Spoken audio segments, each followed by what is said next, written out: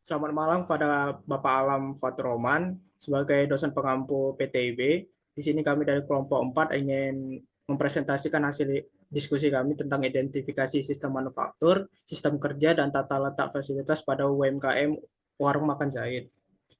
Kami yang beranggotakan Hafiz Adinata Pratama, John Agus Budiman Tapobolon, Ruben Warlam Silalai, Ruth Minerva Filia Tambun, dan Yuri Delvita. Selanjutnya akan dilanjutkan oleh Hafiz.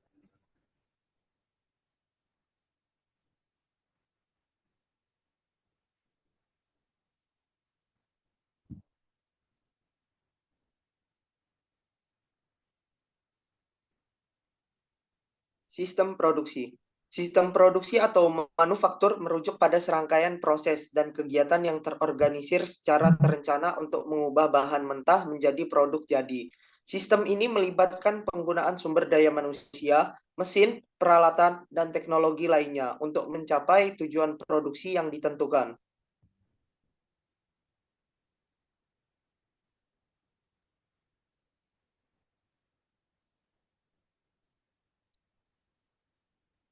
Sistem kerja. Sistem kerja merupakan suatu rangkaian tata kerja yang kemudian membentuk suatu kebulatan pola tertentu dalam rangka melaksanakan sesuatu bidang pekerjaan.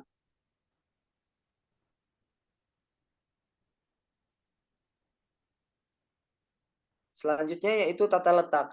Analisis permintaan akan menjadi awal dalam perancangan sebuah sistem kerja yang mencakup perancangan produk, perancangan sistem kerja yang kemudian akan dilanjutkan dengan tata letak usaha. Tata letak merupakan penataan sejumlah stasiun kerja sedemikian rupa sehingga sejumlah proses dalam suatu usaha dapat dilakukan dengan efektif dan efisien.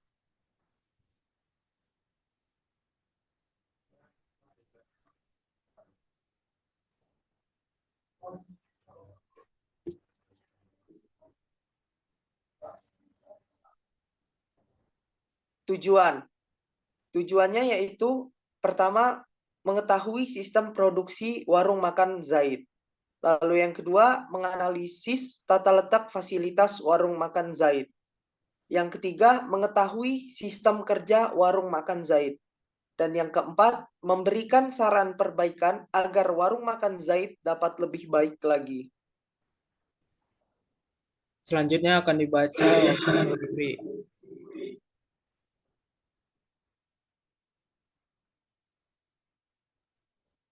Selanjutnya ialah analisis. Yang pertama sistem produksi, terdiri dari pemasaran, kerekayasaan, fabrikasi, manajemen industri. Yang kedua sistem kerja, terdiri dari perancangan perancangan proses industri, dan perancangan sistem kerja. Yang ketiga tata letak fasilitas atau pabrik, yaitu kapasitas desain, pemilihan lokasi, dan perencanaan tata letak. Dan terakhir rekomendasi perbaikan, itu root cause problem dan saran perbaikan.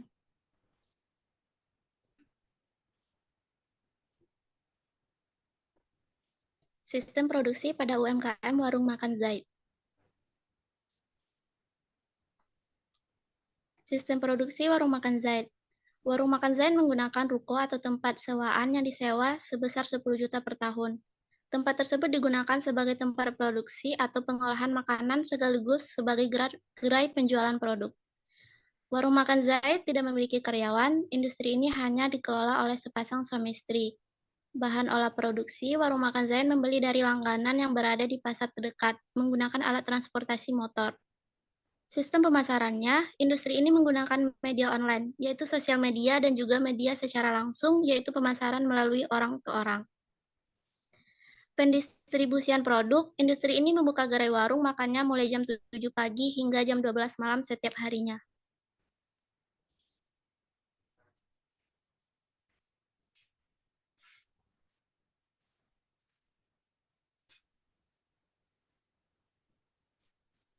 Selanjutnya akan dibacakan oleh John. Yang berikutnya itu sistem kerja pada UMKM Warung Makan Zaid.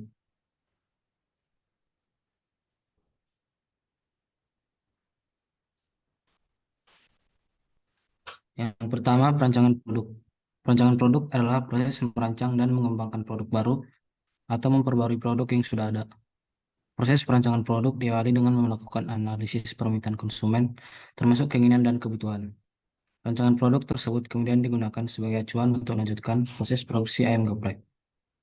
Analisis permintaan dibagi atas dua. Yang pertama, analisis peluang pasar.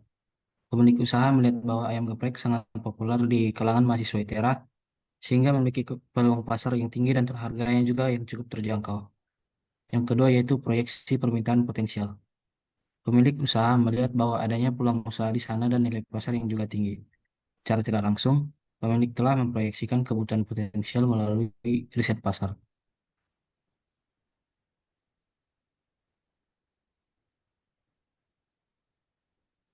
Perancangan produk. Perancangan produk adalah proses merancang dan mengembangkan produk yang memenuhi kebutuhan dan keinginan konsumen serta memiliki fitur dan karakteristik yang diinginkan, serta memastikan produk memenuhi kriteria sebagai berikut. Pertama, rasa dan kualitas, yaitu lezat dan memuaskan konsumen. Yang kedua, penampilan. Dirancang agar terlihat menarik, menggugah selera, dan memperlihatkan kelezatan. Yang ketiga, kebersihan. Memperhatikan kebersihan dan keamanan pangan. Yang keempat, kemasan. Dirancang dengan baik dan memastikan kebersihan, keamanan, dan kualitas makanan dapat terjaga.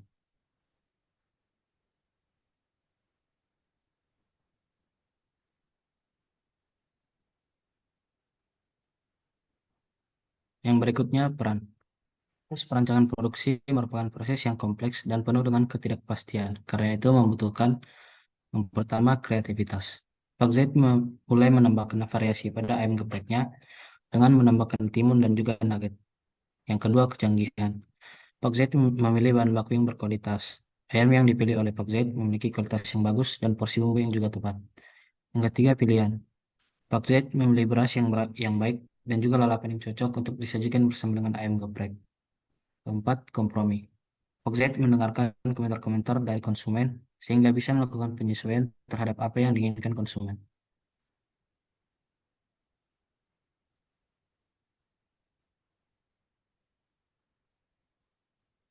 Yang kedua, perancangan proses produksi. Pak Zaid melakukan penentuan struktur dan spesifikasinya dengan menganalisis ayam geprek sebagai produk awalnya. Untuk bisa melihat rancangan proses produksi tersebut apakah menguntungkan atau tidak, diperlukan perhitungan titik impas atau break-even point atau BEP. Titik impas tersebut akan menentukan seberapa tinggi penjualan yang harus dilakukan Pak Zaid dalam menjual ayam geprek agar modal yang dikeluarkan dapat kembali.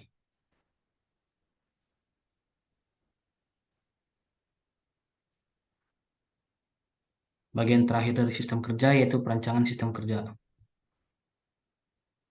Perencanaan sistem kerja melibatkan perencanaan dan pengorganisasian berbagai elemen sistem untuk mencapai tujuan yang diinginkan secara efektif dan efisien.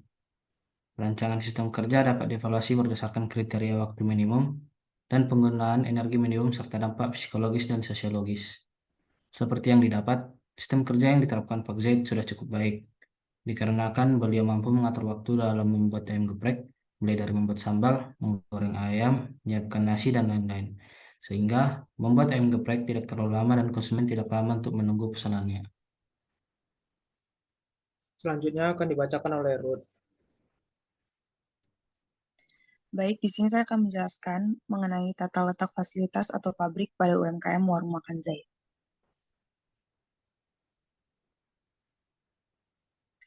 Jadi dalam tata letak fasilitas atau pabrik ini dibagi menjadi 3 aspek. Yang pertama adalah kapasitas desain. Kapasitas desain ini dibagi menjadi 2 subkelompok, yaitu kapasitas efektif dan kapasitas aktual. Kapasitas efektif itu dapat dilihat dari tempat rumah makan tersebut yang tergolong kecil dan juga sederhana karena minimnya modal yang dimiliki oleh Pak Zaid. Dengan kecil atau sederhananya tempat tersebut mempengaruhi pada minat para konsumen untuk membeli makanan dari rumah makan Zaid tersebut. Dan yang kedua adalah pemilihan lokasi. Memilih lokasi industri merupakan keputusan strategis yang penting saat merencanakan bisnis ayam geprek.